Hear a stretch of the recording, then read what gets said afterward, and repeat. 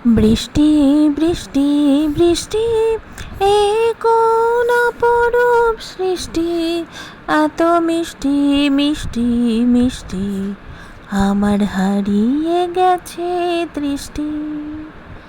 বৃষ্টি বৃষ্টি বৃষ্টি এ কোন অপরূপ সৃষ্টি, এত মিষ্টি মিষ্টি মিষ্টি, আমার হারিয়ে গেছে দৃষ্টি।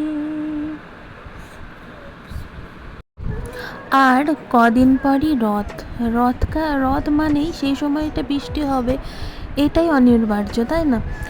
আর সেই মরশুমটা কিন্তু এখন থেকেই শুরু হয়ে গিয়েছে। অস্বস্তিকর গরম কিছুদিন আগে পর্যন্ত ছিল, প্রায় টিকতে পারাই যাচ্ছিল না, কিন্তু এখন কিন্তু চারিপাশের যা ওয়েদার, তাতে বৃষ্টি অল্প অল্প হওয়াতে গুমোটটা আছে, কিন্তু আগেকার গরমের অস্বস্তিটা অনেকটাই দূর হয়ে গিয়েছে বলে মনে হয়। কি তোমাদের কি মতামত? সুপ্রভাত বন্ধুরা, কেমন আছো তোমরা? আশা করছি খুব ভালো আছো।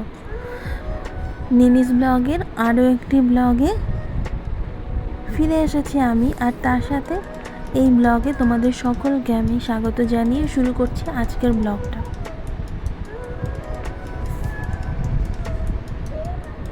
গতকাল রাত্রিটা আমরা শেষ করলাম চেন্নাই এক্সপ্রেস থেকে আনা ধোসা দিয়ে। এরা এত সুন্দর করে এটা ডেলিভার করে, প্রেজেন্টেশন এত সুন্দর, সব মিলিয়ে আমরা খেতে এটা খুব পছন্দ করি। দেখতে দর্শনধরী সুন্দর হলে তবেই তো সবটা ভালো, তাই না? আর বাইরে এত বৃষ্টি মোটামুটি হচ্ছে, তাতে বাজার থেকে আনা সবজি পচে যাচ্ছে, ফ্রিজেও রাখা যাচ্ছে না, তাই পুঁই শাকটাকে এইভাবে বাইরের তারে ঝুলিয়ে রাখা হয়েছে, ঠিক করা হয়েছে, ওটা ওইভাবেই ঝুলবে সারাদিন। কালকে ওটাকে কেটে চচ্চড়ি করে খাওয়াবো, এটাই ঠিক করেছি। তো চলো এবার যাব কোথায় বলো তো? হ্যাঁ, একদম ঠিক ধরেছ, এবার যাব কিচেনের দিকে। এসো এসো।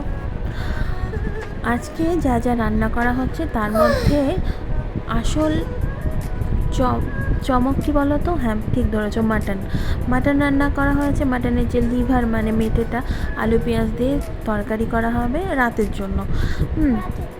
এটাই ঠিক করা হয়েছে। আর এদিকে নিনি খুব খেতে ভালোবাসে সেটা হলো চিলি চিকেন, আর সেই জন্য চিলি চিকেনটা এখানে বানানো হচ্ছে। চিলি চিকেনের জন্য যা যা লাগবে মানে রেড আর ইয়েলো ক্যাপসিকাম, অনিয়ন সব এখানে রেখেছি। আর একটা গল্প আছে, সেটা কি বলতো, এটা হচ্ছে বিটের বড়া, কিন্তু হাজব্যান্ডকে এর আগে দিয়েছিলাম অফিসের অনেকে খেয়ে খুব নাম করেছে এটা, কিন্তু মজার ব্যাপার হলো ও বলেছে নাকি এটা পলতা পাতার বড়া, কিন্তু ওটা পলতা পাতা না, ওটা ছিল বিটের বড়া। আর এই দেখুন, এটা হচ্ছে আমার বাবার বাড়ি, আর এটা হচ্ছে আমার ভাই, ছোটো কাকুর ছেলে, ওর নাম অভিষেক।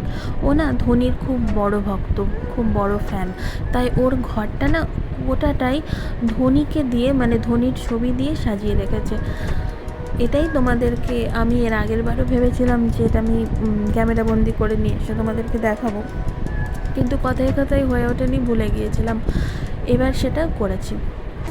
নিনি এখানে মামার সাথে খেলছে, আর 2 সপ্তাহ হয়েছে বাড়ি থেকে ফিরে আসার সময় এখানে বাবা কাকু সবাই আমাদেরকে ছাড়তে এসেছিলো, সি অফ করতে এসেছিলো।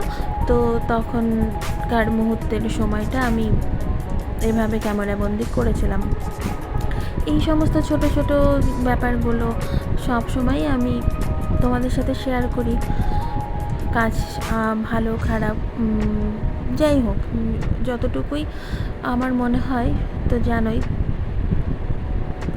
সেটাই তোমাদের সাথে শেয়ার করতে পছন্দ করি। আর এই যে হাজব্যান্ড, আর এই যে নিনি।